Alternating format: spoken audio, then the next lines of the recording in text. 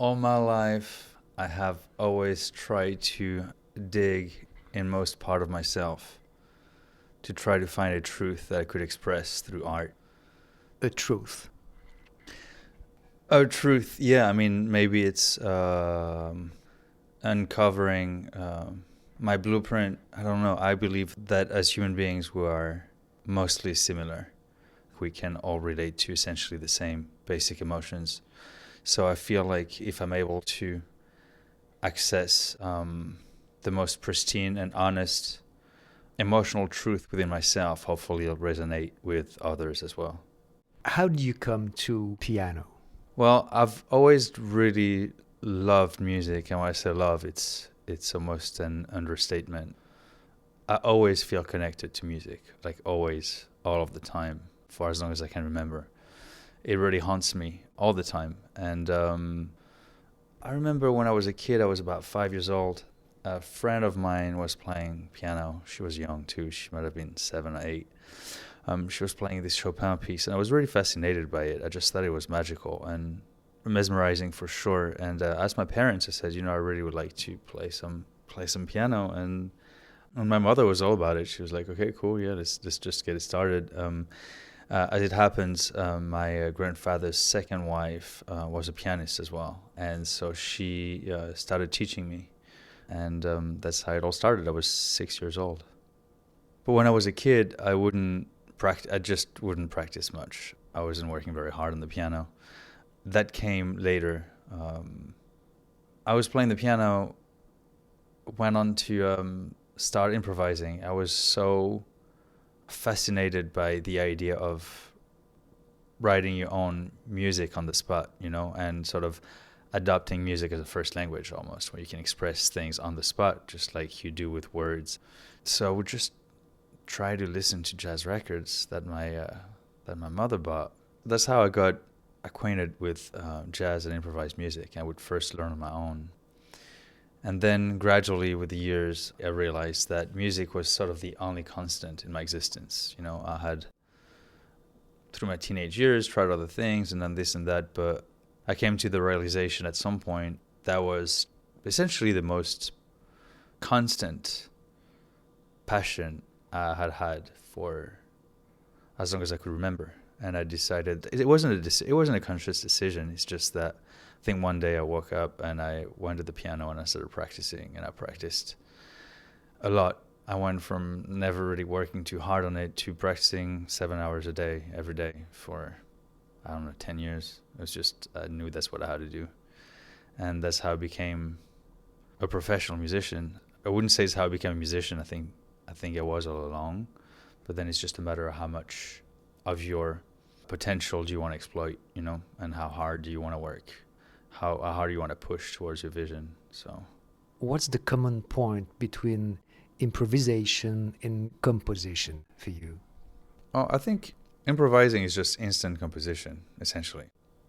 I think it's the same thing as talking and writing a little bit, It's essentially the same process. It's just that you have more time to think it through when you're writing, You have more time, maybe too much time to think it through sometimes. But you can, go back to what you wrote and read it and sort of edit it.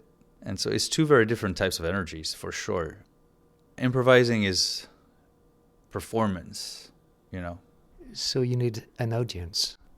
Not necessarily. I improvise on my own. Sometimes at home, I'll just, I don't necessarily go to the piano and just practice. I would just, I can sometimes, I'll be on the piano and just play. So you're the audience? I'm the audience, and I think good improvisation requires that you are always an audience.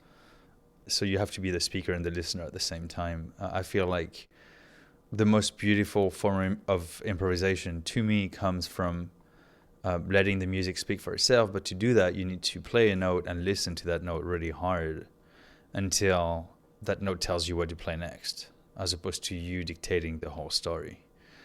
So it's a really strange balance between being the player and the audience at the same time. But I don't know, in improvisation, I feel that one can usually tell when the performer is only speaking or when the performer is speaking and listening at the same time. It's just a very different process, I think. There's just a lot more room for, it's almost like for light to penetrate the music when one takes time to listen as well as play. What about improvisation with other musicians on stage? It's essentially the same process. It's just that instead of absorbing the information that you are putting out there through the decisions that you make when you play, you are absorbing all of the musical information that's being put out on the stage. So if you're playing with a trio, it's the act of constantly listening to all the sounds that are being produced on stage and reacting to those sounds. And of course, those sounds are the reflection of the personalities of the performers that you are sharing the music with. That's when it becomes pretty fascinating, because it truly is a conversation. When people say music is like a language, it's like saying human beings are like animals. So they aren't like animals; they are animals. Like, music is a language. It's not an analogy. It actually is a language. It's just a form of code or encoding of data, essentially, that is decrypted by people who speak or understand that code, just like words. What kind of risks do you like to take when you're playing improvisation? That's a good question. I guess I'm at a stage where it's most important for me to be honest with what I hear and try to listen as hard as I can. And through that listening, let the music inform my reaction to it. So I guess the sense of risk, and I experience that when I play solo piano even more, comes from being honest with the fact that I don't always hear stuff. And when I don't, I try not to play it, which means that it can give way to a dip in the music or a lack of perceived, activity in the music that might seem boring, and maybe it is. But at the same time, I feel like trying to force that process of creating sounds and creating music will destroy completely the essence of what I believe is true improvisation, So if anything, that's what I feel is the risk and challenge that I try to take upon myself. To not fake it, not play because I'm here to play, not play anything because I'm supposed to be playing something, but yeah, truly, honestly, play what it is that I hear or what I feel in the moment. It's like if you ask me a question right now, I feel like I need to have the courage to say, I don't know, if I don't know the answer. And, of course, then there's, you need to leave room for exploration, but that's different. Like you can have a sort of an emotion that you need to express, and that's not quite clearly crystallized in musical terms yet, and you still try to play it, and that's fine. It's going to come out maybe cluttered and not crystal clear, but that's fine. It's a little bit like trying to express an idea because you have an emotion behind it, and the idea is not super clear yet, but that's okay, and I think that's something you should go for. But if there is neither emotion or idea behind the statement, then do not make a statement. That's kind of my point, So it's really about listening. Is it possible to learn how to listen? Absolutely. I really believe that, 100%.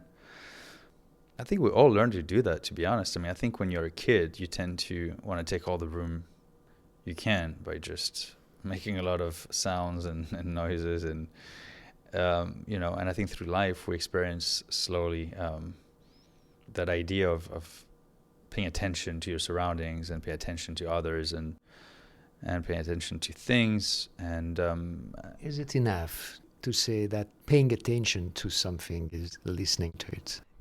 Yeah, it is. But then it leads us to the next question, which is, what does it mean to pay attention? And there's so many ways to pay attention. I meditate every day. I've been meditating every day for 5-6 years now. And I do both, mindfulness meditation, single point meditation. And either way, it's an exercise in focus, So to pay attention is actually a really, really elusive and complex and deep concept. paying attention. I mean, if one learns to focus, then that's all one needs, really. Then the next thing is you learn to focus on one of your senses, one of the five senses being the hearing in the case of music, and you just learn to listen. And that's something that I've also practiced in the past few years, which is just, closing my eyes and listening to all of the sounds that are surrounding me without any discrimination as to what sound comes from what and what is what, just to try to immerse myself in just sound waves, hitting the eardrums, essentially. And it's a really beautiful thing because it's, you're just experiencing the phenomenon of sound at its barest and sort of most magical in a way. And it certainly has helped me a lot, I think, in the way I hear music and play music. You're not only a musician or a jazz player, you're a composer. Do you need something to start composing? Yeah, it's interesting. I think in my case, it sounds super, it's almost like the primal energy of life that inhabits me is what needs to be expressed. It's like inside wants out. What I do when I want to compose, I want to get inspired, is I'll expose myself to very strong works of art of any field. It can be, dance, painting, movies, but also obviously, expose myself to music. And but when I hear or when I witness a work of art that is very, very strong in its essence and expression, it just really ignites, or it makes me connect even more strongly with just the raw force of an energy of life. I can't really put it any other way. It's just sort of that giant stream of energy and light, that I feel inside me and that just wants to be expressed. And I feel like the best way for me to express it is through art. How do you compose your music from that? What's the process? I don't know. The process is different. I mean, it really is different every time. It's almost like there's no recall button for the creative process. It's very it's both strange and magical and frustrating. Honestly, I look back at records that I made and pieces that I wrote, and I just have no idea how I wrote them. It's so strange. I have no understanding. And the same thing happens in like solo piano improvisation, when it's at its purest and most magical to me, and I listen back to something and I have no idea how I played this, how I came up with certain chords or voicings, or I try to transcribe it. It seems so strange. It's like I didn't even play that myself. When composition or improvisation work at their best, it's that, as they say, that the right part of the brain that is most active, and the more analytical part just sort of shuts off, And I think because that's the case, there is almost no clear conscious memory of the process.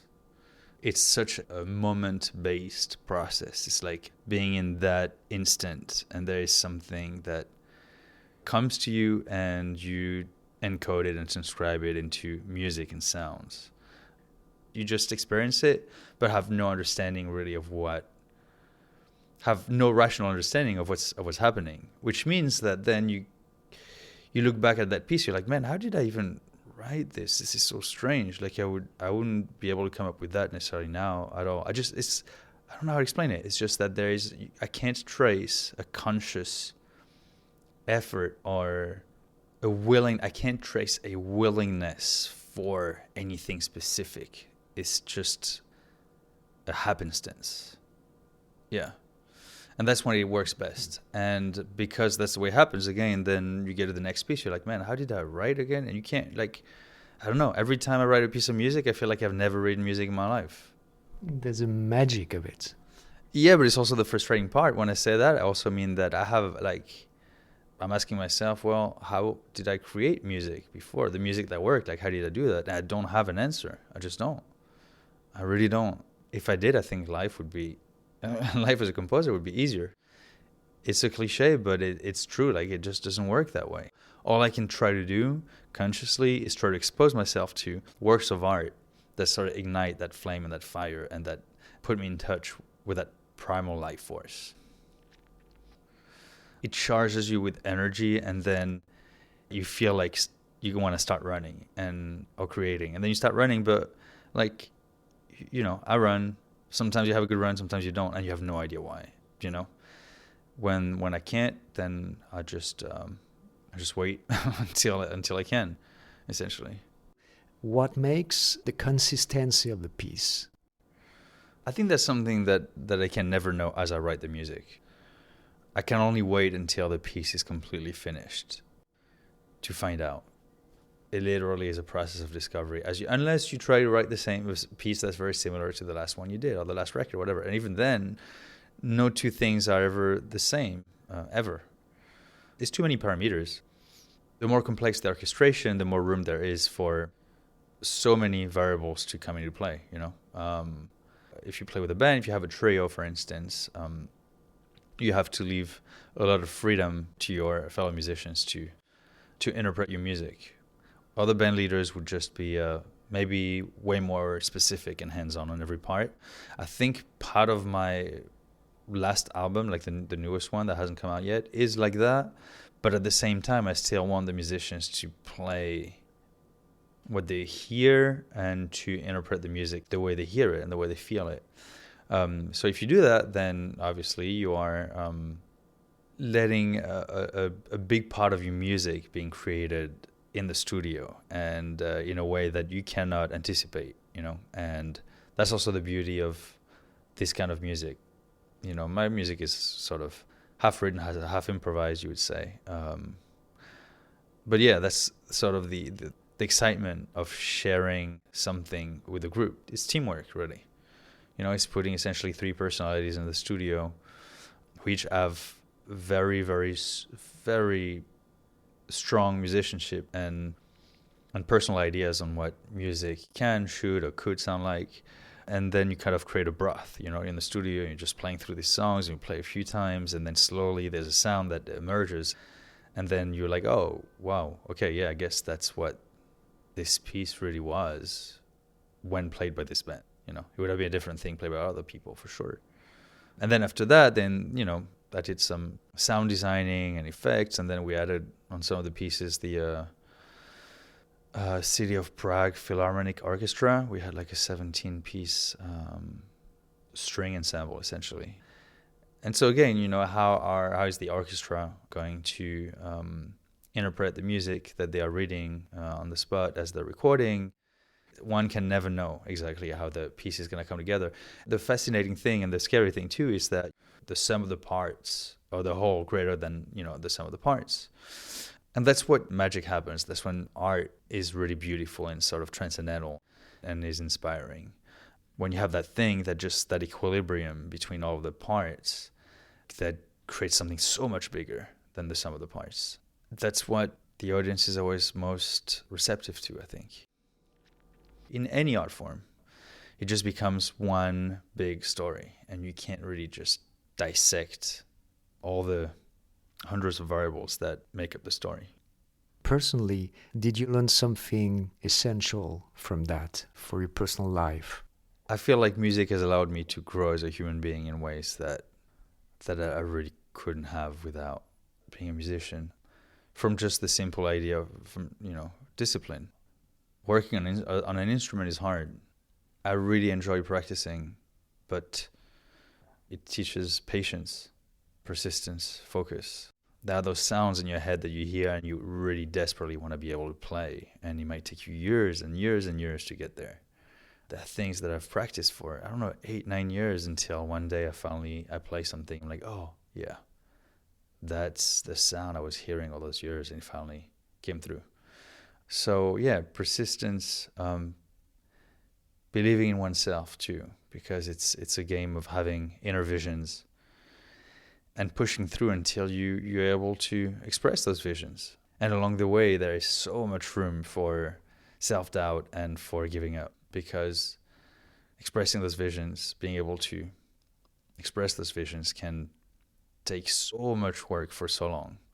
But yeah, I guess it teaches self-acceptance to a certain degree, understanding that things happen when they do and when they can.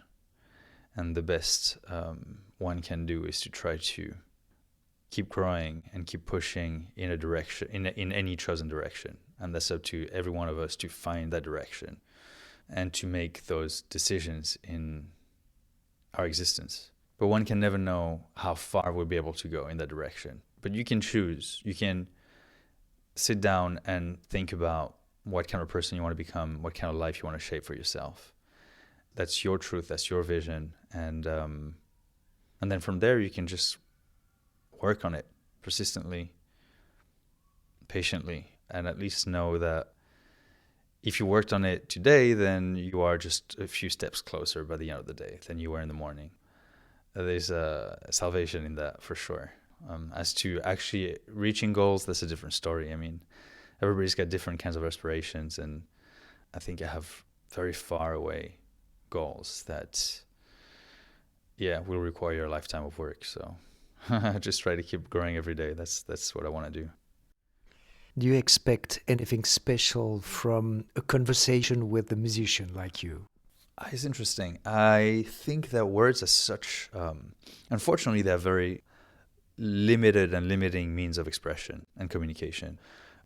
If you think about it, why is music so magical? Why does art and music in particular move people so much? And I think, you go to like huge pop rock shows or whatever, you have like thousands of people sort of rallying around one type of emotional expression, whatever the band or the artist happens to be.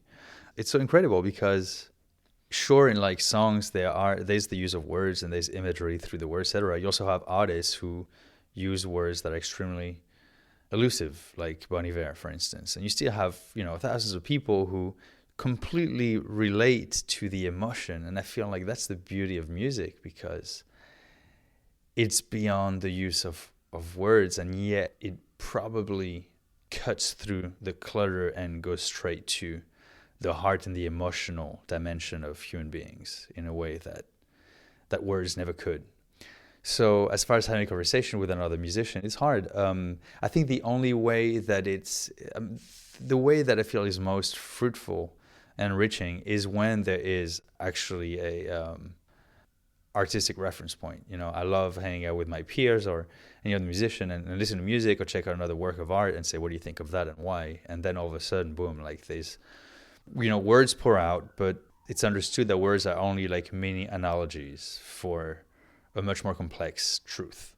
But the truth being like whatever work we're being exposed to, we both know and feel it, so that, we can bridge the gap between the limitation of words and so that's really enriching. Or the other thing to do that is enriching is I was touring with Herbie Hancock for quite a bit when I was at the Monk Institute, for instance, and frankly, like, we did talk and asked him a few questions, and again, words are they're tricky because just the way you frame a question sort of informs the answer in the first place. So it feels like it reduces everything to such a narrow perspective. But what I did enjoy is just to hang out with Herbie, just watching him and just watching how his entire persona, him as a human being, how is he? Like, how does he interact with people? All kinds of people. How does he interact with things, objects, music? How is he at a sound check? How is he?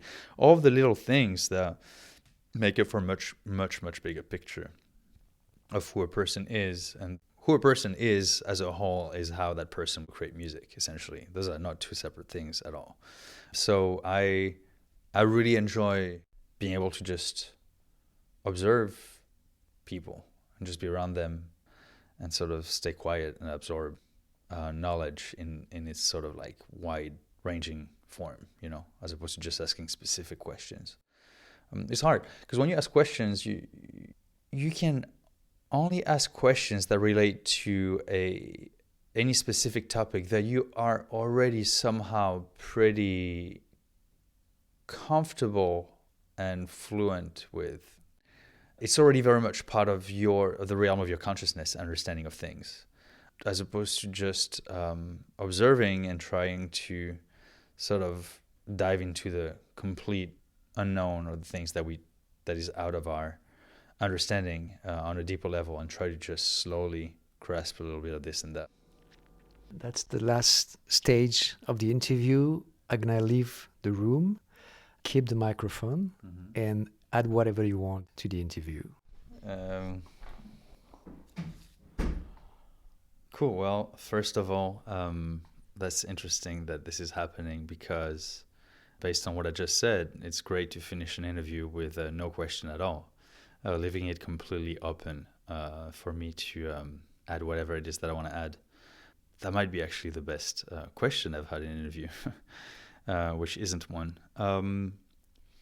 Well, if there's anything I wanted to add is that, I just hope, digging inside the self to try to create art that really matters to me and hopefully enriches people's lives is a process that makes me truly fulfilled and happy. And I really hope that through that, the music that I can create, I can convey that light to anybody who hears it. And most importantly, I hope that everybody gets a chance to, in one way or the other, use their existence and lives to dig in and listen to oneself and one's emotion and create something that feels beautiful to them. That to me is the essence of art, and it's an extremely joyful, extremely fulfilling process. Thanks very much.